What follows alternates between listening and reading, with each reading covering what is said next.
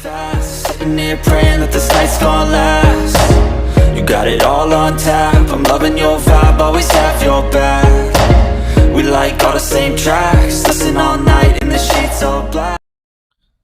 Salam sejahtera Malaysia, selamat datang ke channel Fels Lifestyle. Info padu, info hangat disediakan di dalam channel ini. Satu lagi isu menarik dan isu yang pasti hangat.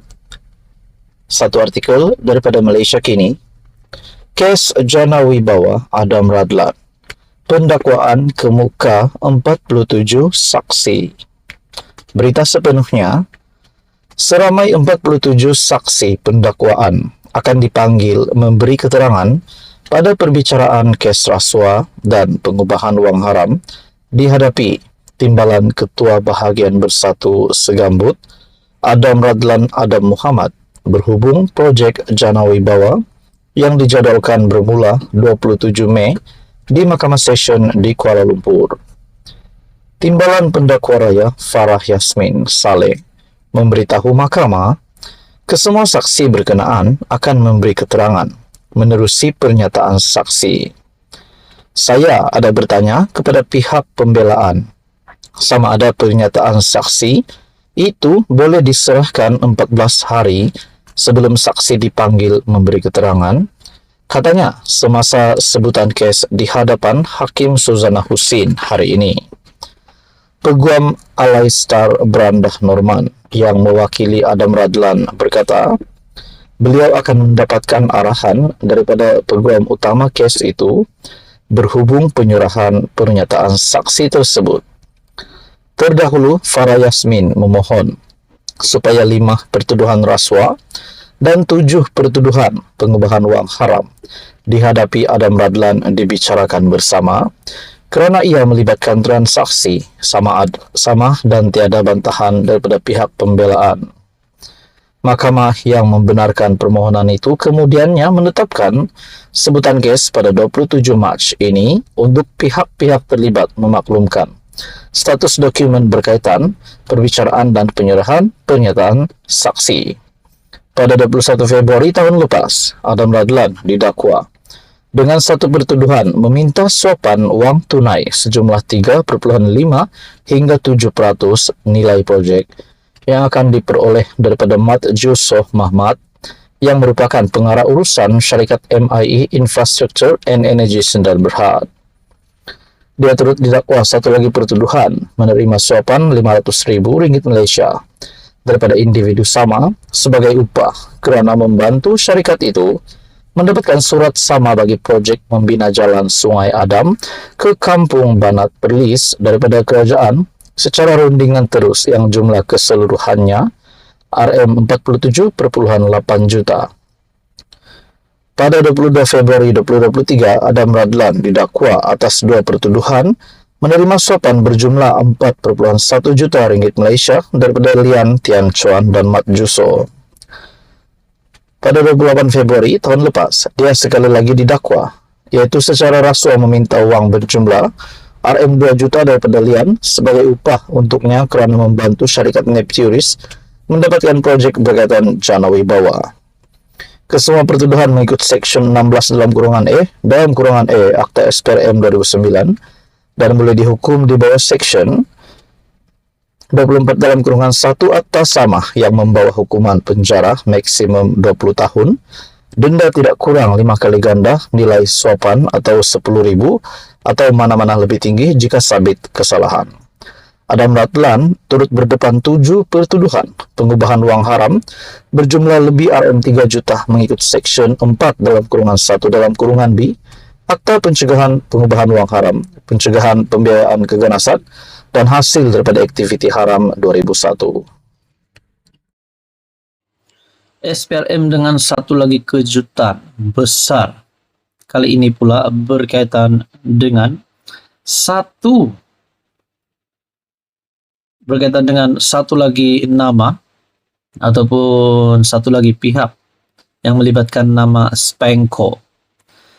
SPRM akan siasat bekas Perdana Menteri, Menteri Kewangan terbabit kes Spanco. Nah, saudara-saudara yang amat dihormati, yang dinyatakan di sini adalah SPRM akan menyiasat semua yang terbabit dalam membuat keputusan penganugerahan kontrak perolehan syarikat membekal dan menguruskan kenderaan kerajaan Spanco Sdn Bhd pada 1990-an. Ketua Pesuruhjaya SPRM Azam Baki berkata, mereka termasuk Perdana Menteri dan Menteri Keuangan ketika itu. Dia dipetik oleh berita harian semasa program Cakna Rasuah bersama pengamal media Sarawak di Kuching. Hari ini sebagai berkata, keterangan daripada semua yang terbabit itu perlu bagi melengkapkan siasatan kes berkenaan. Nah, berkaitan dengan kes Spanco ini, saudara-saudara yang amat dihormati, ada satu dapatan saya daripada Facebook page Prajurit Bangsa yang menyatakan monopoli Spanco satu pembaziran negara. Ketegasan SPRM membongkar skandal Spanco merupakan satu tindakan yang tepat. Bayangkan berpuluh tender kerajaan telah dimonopoli oleh Spanco ataupun Spanco Sdn Bhd. Monopoli ini akhirnya membawa kepada kerugian. Peliknya monopoli ini tetap diteruskan oleh Muhyiddin di zamannya. Padahal telah tamat kontrak pada Desember 2018. Nah, persoalan yang pertama, selepas SPRM menyatakan di dalam artikel Malaysia Kini sebentar tadi, SPRM akan siasat bekas PM, Menteri Keuangan, terbabit kes Spanco ini. Adakah bekas PM itu sekali lagi nama Muhyiddin Yassin? Namun di dalam Facebook page Prajurit Bangsa juga menyatakan, pada tahun 1998 sehingga 1999, Perdana Menteri dan Menteri Keuangan adalah Tun Mahathir.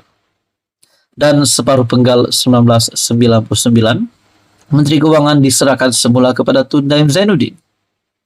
Adakah sekali lagi SPRM yang menyatakan akan siasat bekas PM dan bekas Menteri Keuangan itu adalah Daim Zainuddin dan Mahathir sekali lagi nama mereka? Belum selesai isu pengisytihan harta, baru saja Daim Zainuddin dan isteri didakwa, bahkan Tun Dr. Mahathir, anak kepada bekas Perdana Menteri tersebut, juga boleh didakwa sekiranya gagal mengisytihan harta. Tiba-tiba lah pula muncul satu lagi kes baru ini, yaitu Spanco. Nah, di dalam artikel Malaysia Kini menyatakan, kita akan panggil sesiapa saja yang membuat keputusan pada masa itu yang memutuskan untuk memberi projek kepada Spanco. Kita lihat sejarah penubuhan syarikat itu pada 1998 atau 1999. Jadi sesiapa saja yang terbabit ketika itu, termasuk Perdana Menteri dan Menteri Keuangan, akan dipanggil untuk rekod kenyataan dan mengetahui apa yang mereka tahu berkenaan kes. Katanya, Spanco menjadi syarikat tunggal yang memegang konsesi untuk membekal dan menyelenggara kenderaan kerajaan sejak 1993.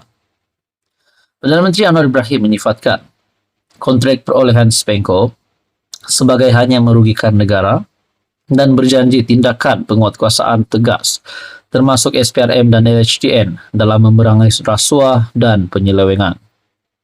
Dia memetik kes Spanco sebagai contoh antara usaha kerajaan membasmi rasuah. SPRM menyerbu rumah seorang taikun serta pejabat dan syarikat yang berkaitan dengan ahli perniagaan itu sebagai sebahagian daripada siasatan ke atas Spanco. Nah, saudara-saudara yang amat dihormati semua, adakah kes Spanco ini melibatkan Muhyiddin Yassin ataupun melibatkan Tun Dr. Mahathir dan Daim Zainuddin? Adakah sekali lagi ketiga-tiga mereka ini akan terlibat dengan satu lagi pertuduhan? Nah, ini menjadi persoalannya, saudara-saudara. Adakah kes Spanco ini akan membawa kepada ditangkapnya bekas Perdana Menteri dan Menteri Keuangan itu? Ini menjadi persoalannya. Saudara-saudara, sekian saja, teruskan bersama di dalam channel ini untuk info yang seterusnya.